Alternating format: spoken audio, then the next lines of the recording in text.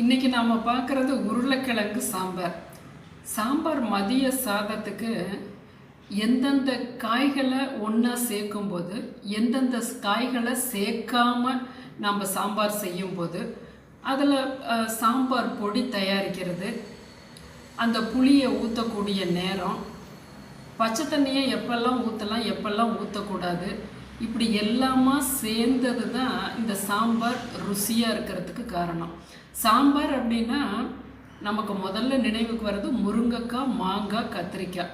இது மூணும் ஒரே டயத்தில் எப்போ கிடைக்குதோ கண்டிப்பாக நாம் இந்த சாதத்துக்கு ரொம்ப அருமையாக இருக்கும். நினைக்கும் போதே டெம்ட் ஆகிறது. அதே போல் முருங்கைக்காய், மாங்காய் ரெண்டையுமே நீங்கள் போட்டும் செய்யலாம். அதே போல் கேரட், பீன்ஸ் ரெண்டையும் மட்டும் சின்ன வெங்காயத்தோடு போட்டு நீங்கள் செய்யலாம். கத்திரிக்காயை மட்டும் தனியாக, அதாவது வதக்காமல் கத்திரிக்காய், சிறு வெங்காயம், முழு வெங்காயம், தக்காளி அதை போட்டு ஒரு விசில் விட்டு எடுத்து பருப்பை போட்டு புளி போட்டு செய்து பாருங்கள். கத்திரிக்காய் சாம்பார் ரொம்ப அட்டகாசமாக இருக்கும். அதே போல் இன்றைக்கி நாம் பார்க்குறது உருளைக்கிழங்கு சாம்பார். உருளைக்கிழங்கு சாம்பார் அட்டகாசமாக இருக்கும். சாதத்துக்கு பிசைஞ்சு சாப்பிட அருணா சமையலறை சேனலை சப்ஸ்கிரைப் பண்ணிக்கோங்க, ஷேர் பண்ணுங்கள். ஒரு துவரம்பருப்பு எடுத்திருக்கேன். அதை கழுவி களைஞ்சி கொஞ்சமாக விளக்கெண்ணெய் மஞ்சள் பொடி போட்டு வேக வச்சு எடுத்து வச்சுக்கிட்டோம். இப்போ இதுக்கு ஒரு நெல்லிக்காய் சைஸ் புளியை கரைச்சி வச்சுக்கலாம். 4 சிறு உருளைக்கிழங்க தோலோடு போட்டுக்கிறோம். இதில் தான் அந்த ஸ்கின்னுக்கு அடியில் தான் ஊட்டச்சத்துக்கள், நியூட்ரிஷியன் நிறையா இருக்குது. அதை ஒரு குக்கரில் போட்டுக்கிறோம். ஒரு தக்காளி, ஒரு 10 சிறு வெங்காயத்தை முழுசாக போட்டுக்கலாம்.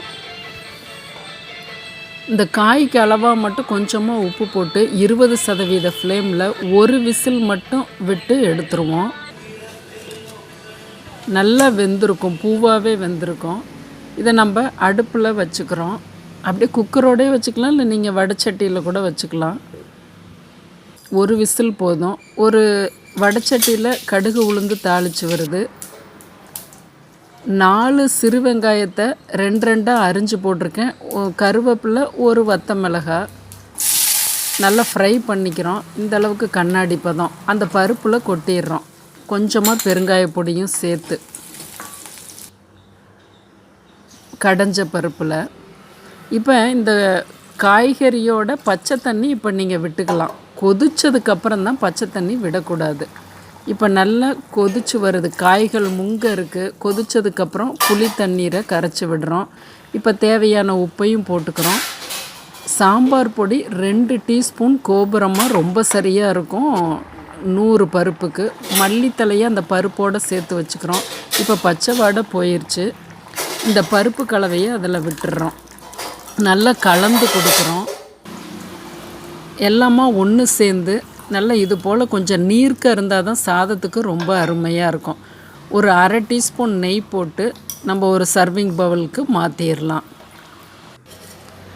இப்போ பாருங்கள், ஒரு 10 நிமிஷம் கழித்து அதை சாதத்துக்கு விடலாம். ரொம்ப அருமையாக இருக்கும் டேஸ்ட்டு. இதுக்கு குடமிளகாய் காரக்கறி நான் வச்சுருக்கேன். சாதத்தில் விடுவோம். என் வீட்டுக்காரருக்கு பிடிச்ச உருளைக்கிழங்கு சாம்பார் அவர் என்ன சொல்கிறாருன்னு பார்ப்போம்.